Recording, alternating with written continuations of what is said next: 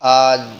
پارہ نمبر 9 کا خلاصہ آپ حضرات کے سامنے عرض کرنا ہے۔ پارہ نمبر 8 کے اختتام میں حضرت شعیب علیہ السلام کی قوم کے حالات کو بیان کیا تھا۔ اسی واقعے کا تکملہ پارہ نمبر 9 کے آغاز میں ہے کہ حضرت شعیب علیہ السلام نے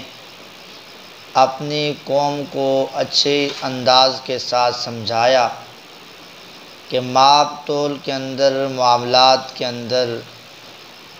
بے ایمانی اور خیانت سے کام نہ لو، لیکن قوم نے حضرت شعیب علیہ السلام کی بات کو تسلیم نہ کیا۔ نتیجتاً اللہ تبارک و تعالی نے دنیا کے عذاب کے اندر گرفتار کر لیا۔ اس کے بعد باری تعالیٰ نے فرمایا وَمَا أَرْسَلْنَا فِي قَرْيَةٍ مِّن نَبِيٍّ إِلَّا أَخَذْنَا، کہ ہم نے جس قدر انبیاء بستیوں میں مبعوث کیے تو ان بستی والوں کو اللہ تبارک و تعالیٰ نے آزمایا، ان پر اللہ تبارک و تعالیٰ نے تنگیاں اور مشکلات لائی تاکہ پتہ چلے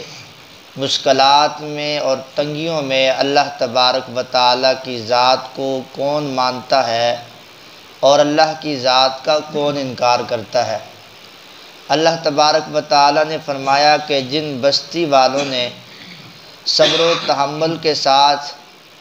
مشکلات کا سامنا کیا اور ایمان کی دولت سے مالا مال ہوئے، اللہ کی طرف سے آسمانوں سے رحمت اور برکت کے دروازے کھل گئے، اور جو بستی ایمان سے محروم رہی، آسمانوں کے دروازے رحمت اور برکت کے ان کے لیے بند رہے۔ اسی پارے میں اللہ تبارک و تعالی نے حضرت موسیٰ علیہ السلام کی دعوت توحید کا تذکرہ کیا ہے کہ حضرت موسیٰ دعوت حق لے کر فرعون کے دربار میں حاضر ہوئے، اور وہاں حضرت موسیٰ علیہ السلام نے توحید کا پیغام سنایا، لیکن فرعون اور آل فرعون بجائے موسیٰ کی دعوت کو قبول کرنے کے انہوں نے انکار کیا۔ حضرت موسیٰ علیہ السلام نے اللہ کی دی ہوئی نشانیاں، معجزات دکھائے۔ ایک معجزہ یہ تھا کہ آپ اپنا ہاتھ اپنی بغل سے نکالتے تو چمکتا روشن ہو جاتا، اور ایک معجزہ اللہ نے موسیٰ کو یہ دیا تھا عصا والا کہ آپ اپنے عصا کو پتھر پر مارتے تو وہاں چشمے پھوٹ جاتے، اور اسی عصا کو آپ بحر قلزم میں مارتے تو خشک راستے بن جاتے، اور اسی عصا کو آپ جب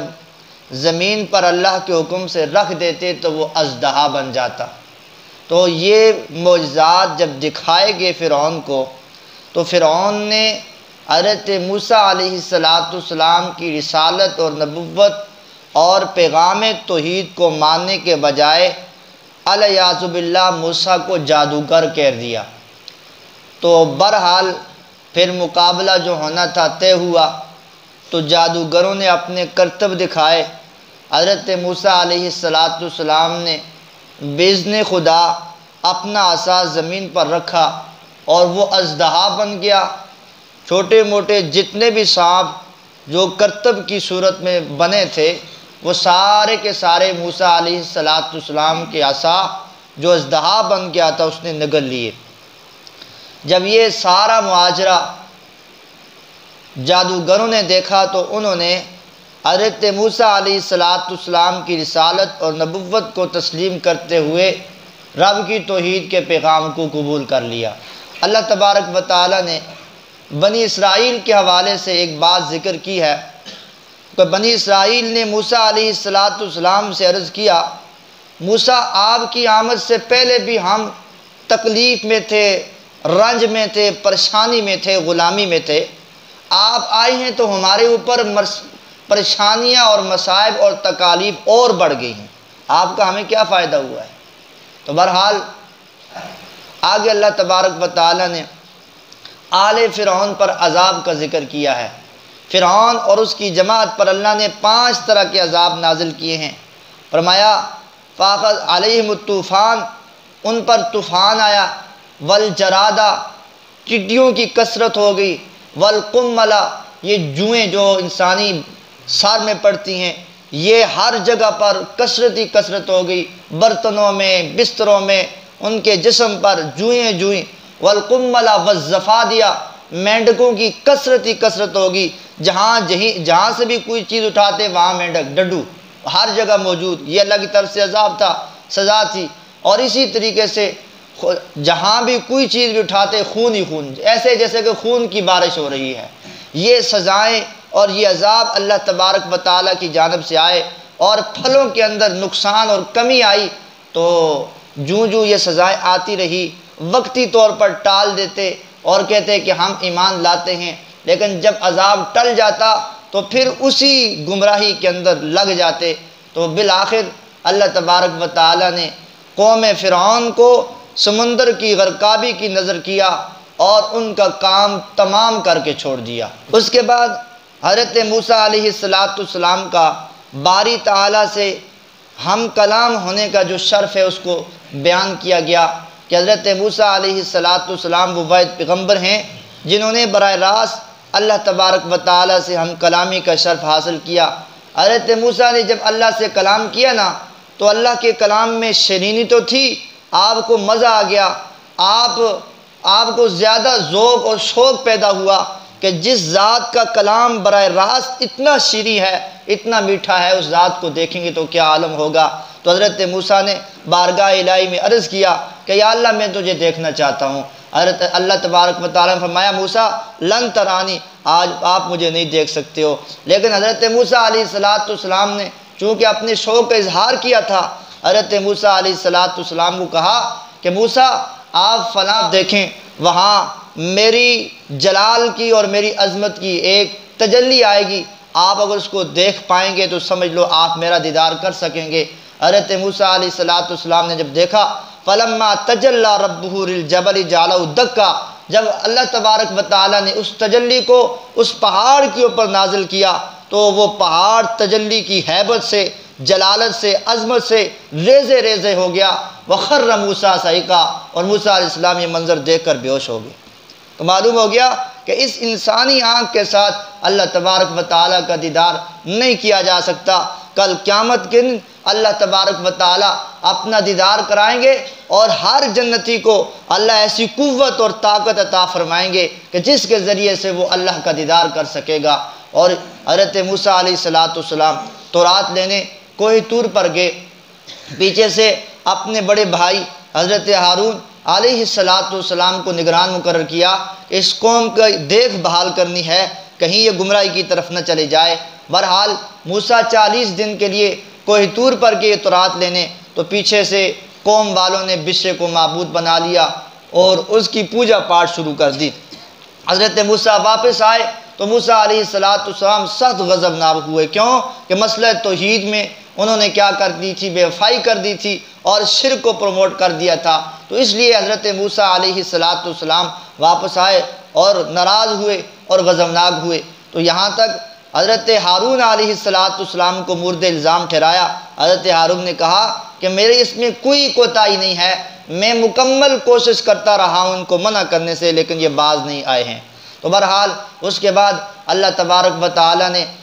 رسالت مآب صلی اللہ علیہ وسلم کی خصوصیات کا تذکرہ کیا ہے کہ قل یا ایھا الناس انی رسول اللہ علیکم جمیعا، جتنے انبیاء آئے، کوئی بستی کے لیے آیا، کوئی قوم کے لیے آیا، کوئی خاندان اور قبیلے کے لیے آیا، لیکن میں نے پیغمبر صلی اللہ علیہ وسلم کو کائنات کا،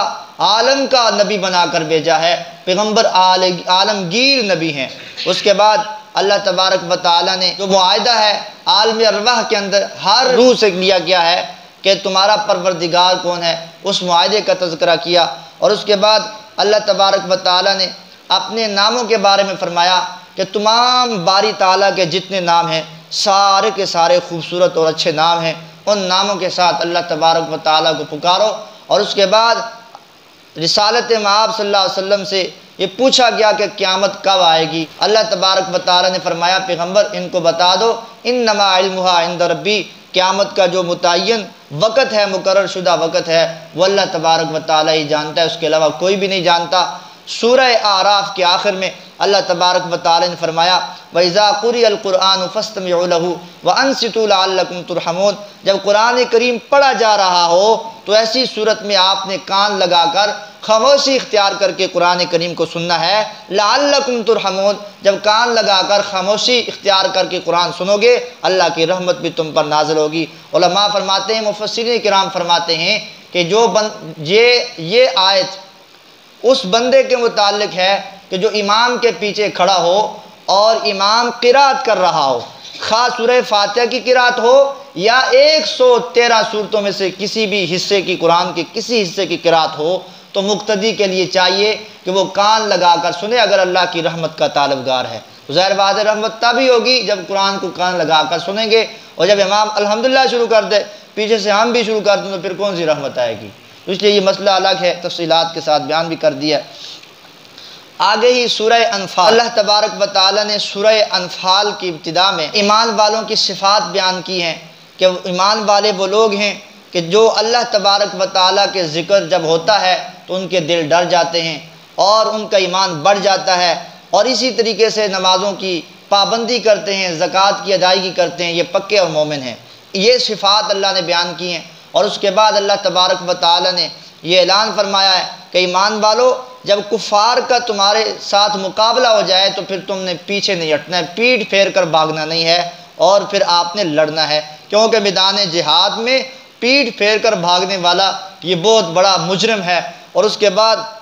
اللہ تبارک و تعالیٰ نے آخر میں یہ فرما دیا، اس پارے کے آخر میں فرمایا کہ یہ جو کافر لوگ ہیں اور جو کفر ملت ہے یہ اپنی جان،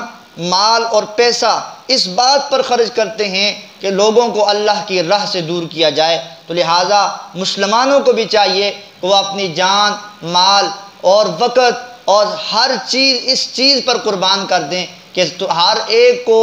راہ مستقیم پر، صراط مستقیم پر لانے کی کوشش کریں۔ اللہ تبارک و تعالی سے دعا ہے اللہ عمل کی توفیق عطا